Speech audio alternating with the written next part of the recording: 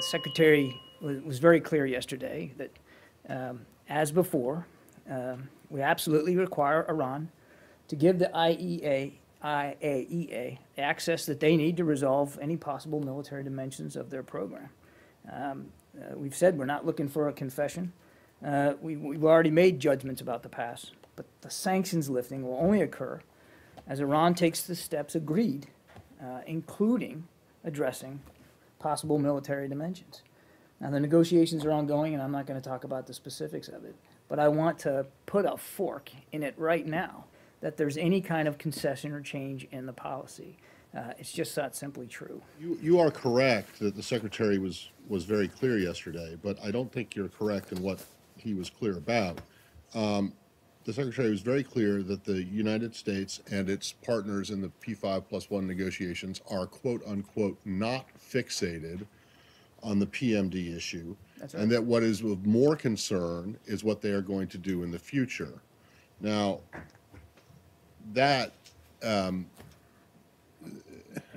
suggests that what had been a hard and fast line for a long time, that Iran resolved the PMDs as part of a final agreement, has now been kicked down the road, so that all they have to do, or all you are asking them to do, is to present a plan whereby those concerns can be resolved at some point after a final deal is reached. That is the interpretation that I think everyone in this room had, and the reports that you say that are wrong said. So Yeah. how exactly is that a misinterpretation of what he said?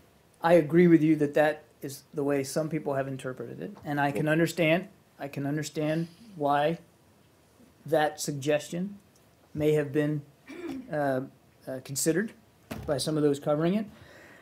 But saying that we're not fixated, and he said we're not fixated on any point in time. He didn't say that past or present possible military dimensions of their program don't matter. Of course they matter. They were mentioned, it's very clear in the JPOA that was signed in November, and then again in the parameters that were signed in April. It's very clear what the expectations are of Iran in addressing the concerns and resolving those concerns to the IAEA. So saying we're not fixated on a point in time is true, but it's also true that past possible military dimensions do figure prominently in this. Right, but I don't think anyone said that they don't, no one reported that the Secretary said they don't matter. What was reported and what the Secretary said, and I think that the reporting was an accurate reflection of what he said, was that they do not have to be resolved for there to be an agreement, or that the inference that one could make, that they don't have to be resolved before an agreement is made. Therefore, what you're looking for now is, and this is what I'm trying to find out, it sounds as though what you're looking for now is not a resolution of those concerns, but rather an agreement with Iran that somehow those concerns will be addressed in the future if it expects to get some, not all, of the sanctions relief that it believes it's entitled to. And again, I tell you that that interpretation of his comments is incorrect. Let me, if I could, read to you what he actually said to you in your question. On something like possible military dimensions, this is from yesterday, the JPOA refers to that and says that it's got to be addressed in the context of the final product. And that remains true. It has to be. And we have to resolve our questions about it with specificity. Access is very, very critical. It's always been critical from day one. It remains critical. And we define that at Lausanne.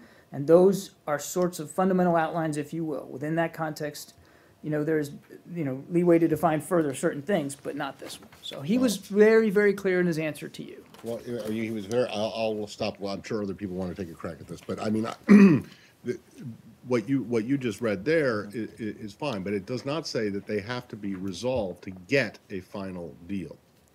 I'm not going to go into, I think I've answered the question, and I'm certainly not going to negotiate with Iran here from this podium. I think I've answered the question. There is no change, none whatsoever, in the policy with respect to possible military dimensions or the things that were agreed to in November and then again in April in terms of Iran meeting those So does that mean that concerns. it was never a requirement from the U.S. perspective for Iran to resolve these things to get a final deal. It's been, I mean, If that's what you're saying, then I think that that a lot of people have misunderstood the U.S. position or the P5+1 position from the very beginning. I think if it's incorrect that was not a requirement for a final deal to be reached, then a lot of people have been wrong for a long time, and no one has ever sought to correct that until now. let me just read to you right out of the two keystone documents here. The November 2013 JPOA. We said that the P5+1, the EU and Iran will work within the IAEA to facilitate resolution of past and present issues of concern. Then in April, the Lausanne parameter said that Iran will implement an agreed set of measures to address the IAEA's concerns regarding the possible military dimensions of its program. Selective reading. Yeah, Michael. John, you say you'd like to put a fork in this issue. I'm going to give you the opportunity to do that. The question that was put to the Secretary yesterday was, do the IAEA's concerns regarding possible military dimensions need to be fully resolved before sanctions are eased or removed or suspended? And that's as I the said, question. Excuse me. That's the question. So, my question to you, and the Secretary gave his response yesterday, which you assert was misinterpreted. I don't think it was, but you can express the position today. So I'm asking you, do the IAEA's concerns over possible military dimensions have to be fully resolved before sanctions are eased, removed, or suspended? What's the answer? As I said at the outset, Michael, I am not going to negotiate in public here. There are still many details that are being worked out by the team. But as I also said at the outset, sanctions lifting is only going to occur as Iran takes agreed nuclear steps. Some of those steps are the steps that are being negotiated now, but sanctions relief is only going to occur when those steps have been taken, including addressing possible military dimension. Okay, so just to clarify here, because you're asserting we misinterpreted what he said. I don't believe we did, and you're not directly answering this question with all due respect. That was the question that was put to the Secretary yesterday, and what he said in response is that we're not fixated on Iran specifically accounting for what they did at one point in time or another. And then he went on to say what we're concerned about is going forward. So the Secretary certainly left the impression that all of the IAEA's concerns about possible military dimensions did not need to be resolved as a condition or requirement for lifting sanctions. And again, with all due respect, nothing that you've just said contradicts that. You've not said that these things need to be resolved for sanctions to be removed. You've simply said there are going to be negotiations. We know that. You haven't stuck a fork in it.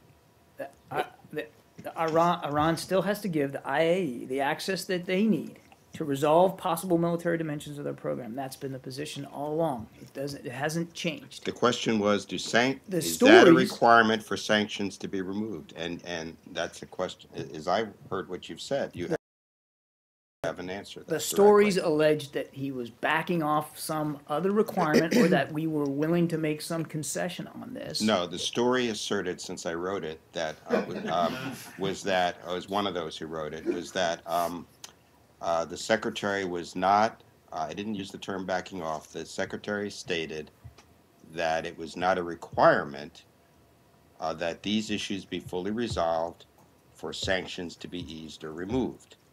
And then it went on to discuss he still wanted access. That's what the story asserted, and I didn't hear you say anything that contradicts that. I've just told you that they do have to be resolved. As a condition I'm not going to get into specific conditions here, but they do have to be resolved. There's been no change. Does this turn on, to follow up on Michael's question, the distinction between lifting any sanctions and lifting sanctions? In other words, what Michael, I think, is getting at is, do the possible military dimensions of the Iranian nuclear program have to be addressed prior to the lifting of any sanctions? As I said, sanctions your answer is no, that some can be lifted prior to that and some won't be, correct? Sanctions lifting is only going to occur as Iran meets agreed to steps, including addressing the concerns IAEA has over possible military dimensions. But you're still not addressing the question of whether any sanctions relief can occur prior to the resolution of the PMD issues. I think I've answered it as far as I'm going to answer it today.